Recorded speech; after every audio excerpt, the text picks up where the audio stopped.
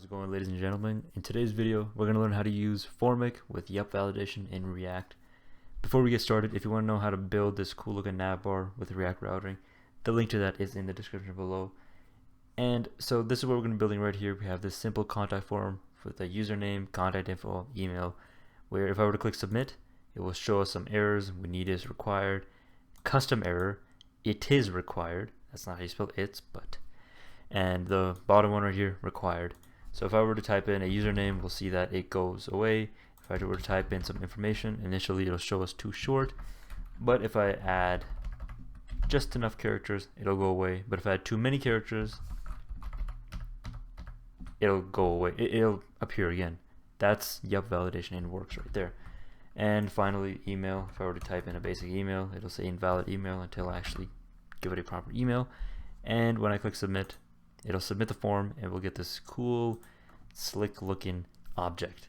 Without further ado, let's get into it. Alright, so I have a basic React app made right here, and I went ahead and created a brand new component and connected it to my main app component right here. If you want to know what this route and routing stuff all is, the link to that video is in the description below to learn about how to do that. But very simply, I created this component, home.js, and I've imported it into my main app component, and this is where we're going to work primarily. So the first thing that we need to do is install Formik and yup. To do that, it's really simple. All you have to do is npm I yup and space Formik. That's it. Once that's done, we'll go ahead and import our stuff. So right underneath my import React from React, I'll just type in, while this is installing, import, whoa, what is that? Import, curly braces, use Formik from Formik. Next thing is we're going to just import every single thing from yup. So we'll do import all, this star means all, as yup from yup. Just like that. So now we've imported everything. Let's go ahead and learn about validation schema from yup. Alright, so what is yup validation?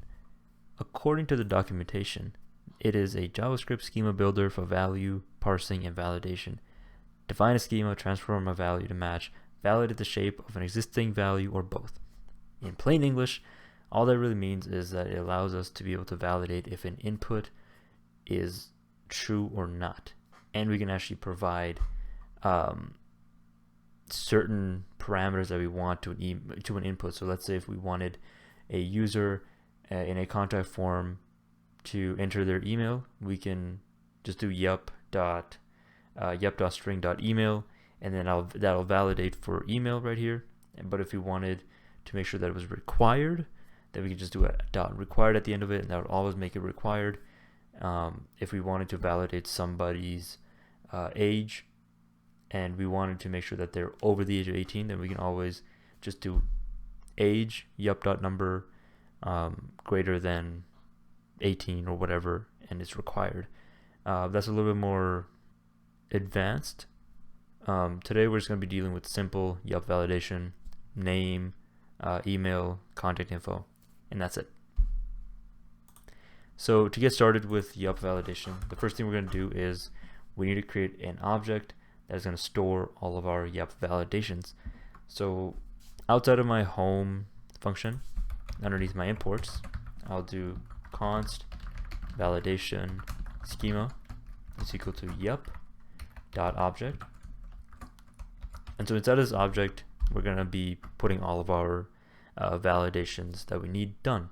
So the first one that we're going to do is username, and we want to make sure that yup.string, so the username has to be a string, and at a minimum, so that means that in the input field we want a minimum of a certain amount of characters inside of it.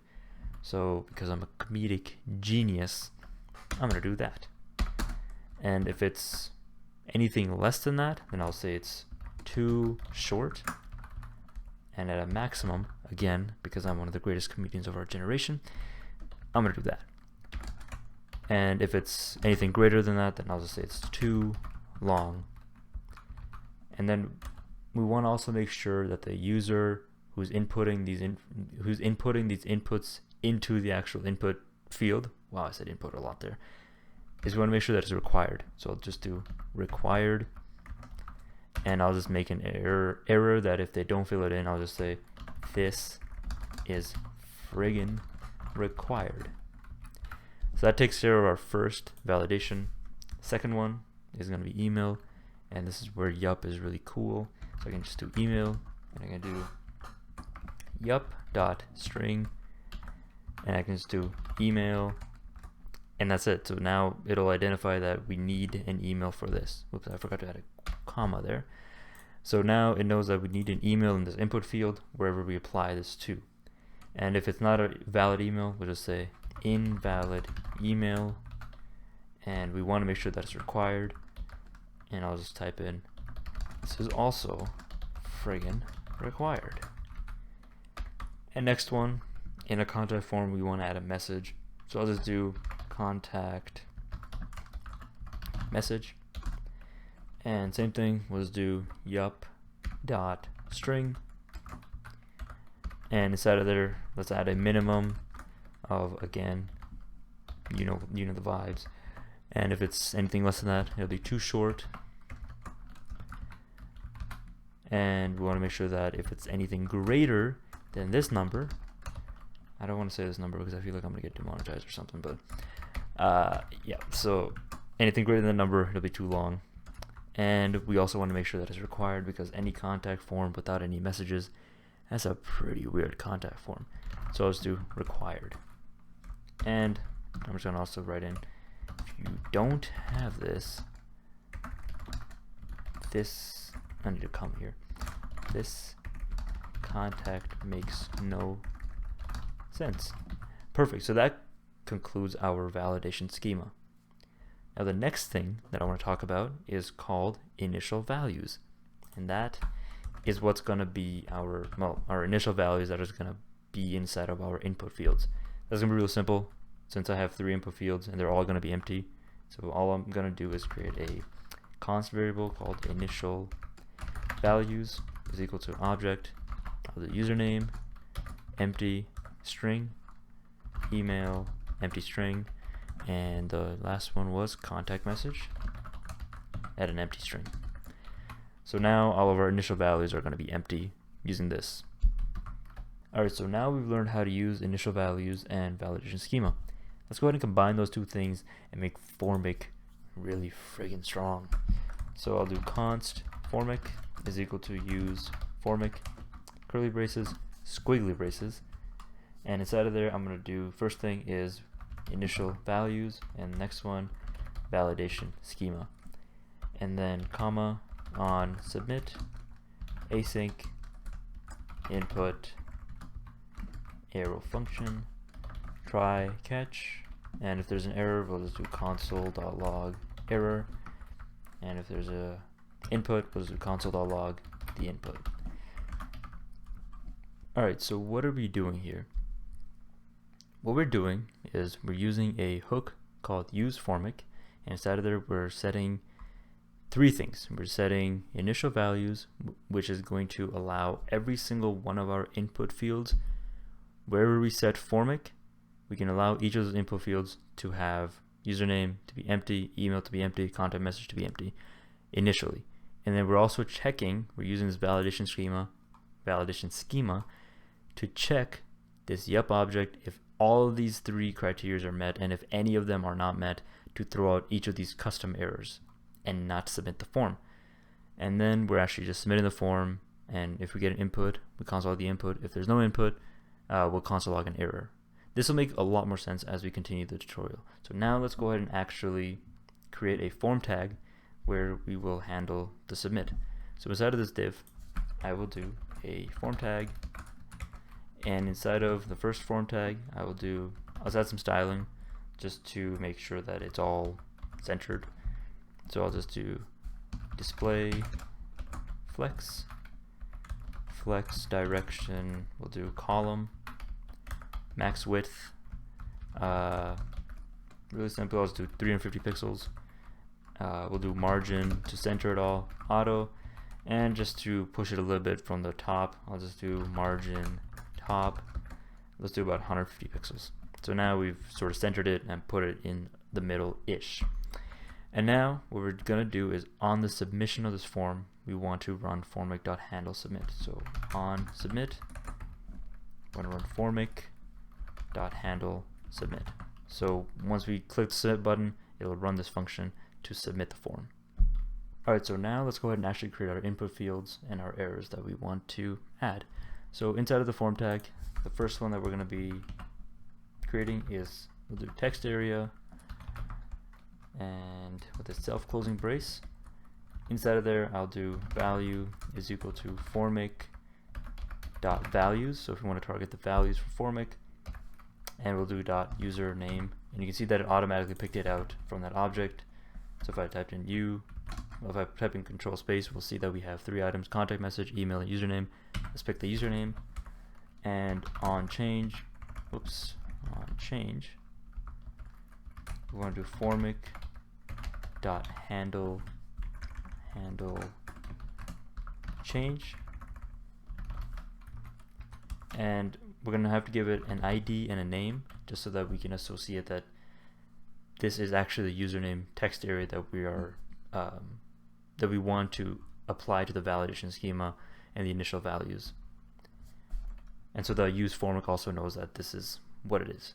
So I'll just do username, and ID is equal to same thing, username. And for a placeholder, just so that from a user standpoint we can actually see what it is, I'll just type in username. And so that concludes the input field for username.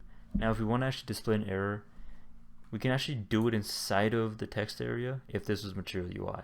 I haven't been able to figure out a way to do it in basic HTML, but outside of Material UI, to do it in basic HTML, all you have to do is curly braces outside of the text area and just do formik.errors.username. So it's basically go inside this validation schema, and it's saying to pick out username and to basically run this yup validation to make sure that it's minimum greater than 69 characters and a maximum less than 420 characters, and that it is required. And so now we're going to do the exact same thing for our last 2 input fields. So the next one we're going to do is, let's do text area, the self-closing brace, and I'll do value is equal to formik.values I think that's that contact message, yep. And then same thing, we need to give it a handle change here as well. So I'll do on change, formik.handle change, name, it's called contact massage, ID is equal to contact massage, and placeholder, I'll just do contact message. And same thing for the errors, same principle, outside of the text area, curly braces, formik.errors, and it should be contact message, there we go. And for the final one, we'll just do a basic input field, the self-closing brace. It'll follow the exact same principles, so I'll do value is equal to formik.values.email on change, formik.handle change, name, we're going to give it email, ID to be email, and placeholder, do email. And if there's no email, we want to give an error, so that'll just be same thing, formik.errors.email. And so now we actually need to also submit the form. So to do that, underneath all this, I'll just add a simple button with a type is equal to submit, and inside of there I'll just type in submit. And so now if we go ahead and run our app, we should see this entire form with use Formik with yup validation implemented into it. Alright, now for the moment of truth, we have our input field. Let me just open up my inspect tool real quick and go into the console. So if I were to click submit right now, Nothing should happen. We shouldn't get a console error or anything right now. But what we do have is we have these custom errors that we've added. This is friggin' required. If you don't have this as contact message, it makes no sense. And this is also friggin' required. So I've already typed in a username, one letter, too short. And if I were to, let me just copy this a lot of times because 69 is a lot.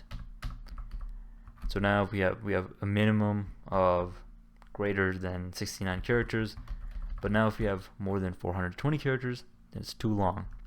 So that part, perfect, that works. Now we need a contact message. So I type one character, too short. Same thing, I'll just paste in that GGG that I had earlier. And there we go, up to 420 characters. It says that it's too long. And now we also need to check our email. So if I were to type in just a, it should be invalid email. If I type in just that, still invalid. At, still invalid. .com, still invalid. If I type a letter here, then it should not be invalid anymore. And now for the moment of truth, to make sure that this actually submits and it works, I click submit, and we have our object right here. It contains our really long username, contact message, and our email. Awesome. Alright, so that concludes this tutorial. I hope that helped you out. I hope you learned a lot. And if you did find this helpful, be sure to like, comment, and subscribe. And I'll see y'all in the next one.